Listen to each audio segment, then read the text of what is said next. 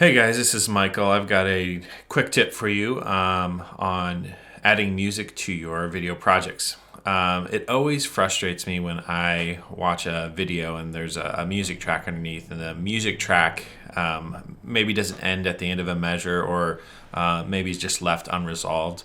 And so what I'm going to do is I'm going to show you how I edit my music track to fit my video length. So let's take a look. So in my timeline here, I've got a little clip here to simulate a 1 minute video. And I've got an audio track here that is 3 minutes long. So, if I were to come bring it in here and cut it down just to the end of the clip, it would sound like this. So, what a lot of people would do is they would just come here, apply default transition, and fade the audio track out.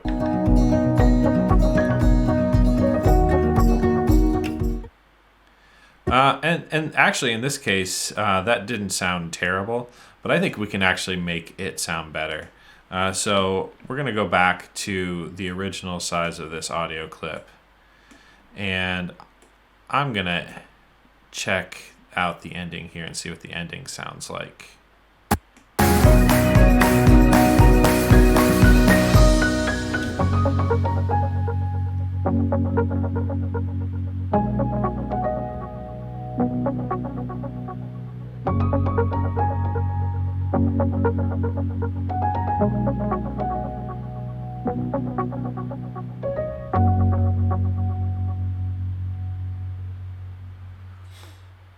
Yeah, I like how that just sits on that last note and kind of fades out. So I definitely want to use that at the end of my clip. And so let me make my screen full screen here for you guys.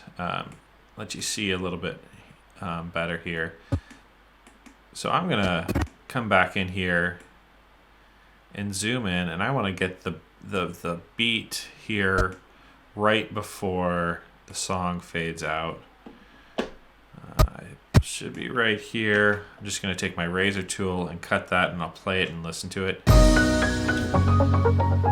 Yeah, I want that last little crash there. So that sounds good.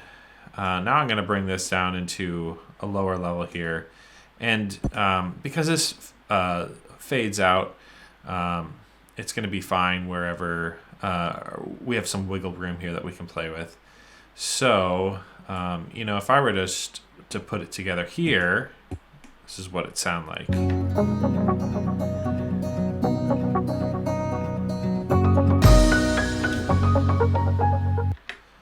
So yeah, that doesn't sound great. I want to get into this loud part here and come out of that. And so I'm going to now check the front side of the clip and see if we have any repetitions that we can kind of cut out of the beginning here.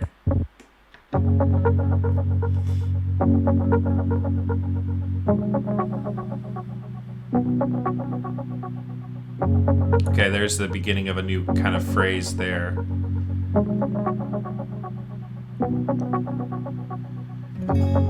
Okay, so now that's a little bit different here, but what if we started right there instead? So I'm just going to zoom in here on it. Right here is the beginning of that. I'll just take my razor tool and slice it in case I'm right. That sounded pretty good, actually. So I'm just going to delete this first part. One thing I like to do is apply a real short default transition anytime I cut audio. That just kind of prevents if the wave that's starting that audio, starts up high, it kind of prevents it from clicking or popping. Let's just take a listen quick. Yeah, it sounded good. So now we've got to find where this last piece ends here. And so I'm going to kind of listen again to the phrasing on this last part here and see if I can hear kind of the end of that phrase.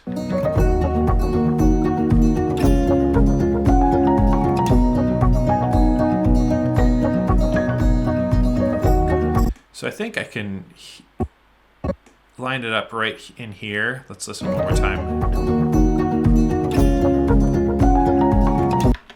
Right there on that beat.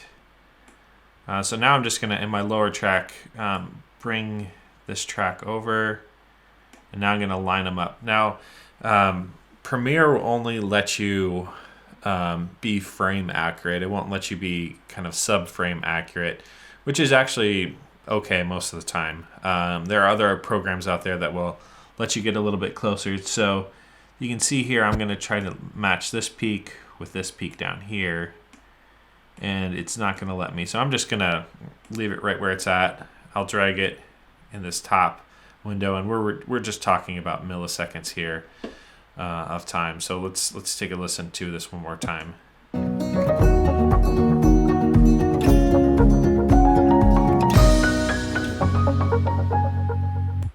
All right, so I am going to add just a little bit of a dissolve here.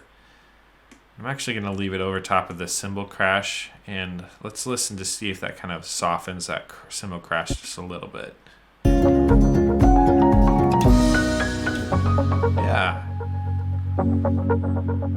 I'm just going to let this play out to the end and see what it sounds like.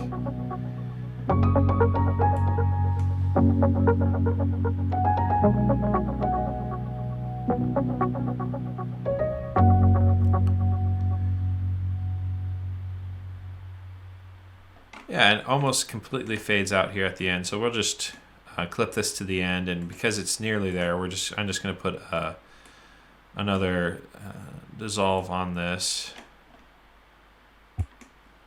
and we'll listen just one more time.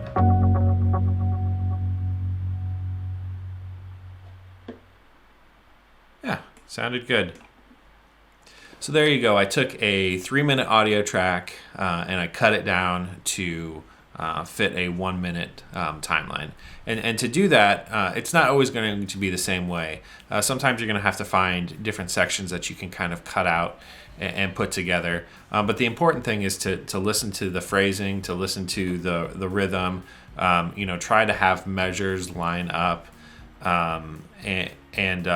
Sometimes when I'm even having a difficulty doing that, I'll actually put that underneath maybe something else that's going to be distracting you, like maybe some really loud natural sounds, like a train whistle or something like that, to distract you from that transition. But then you end with a piece that actually ends at the end of the music, which in my book always sounds a little bit better. All right, hope that helped. Thanks.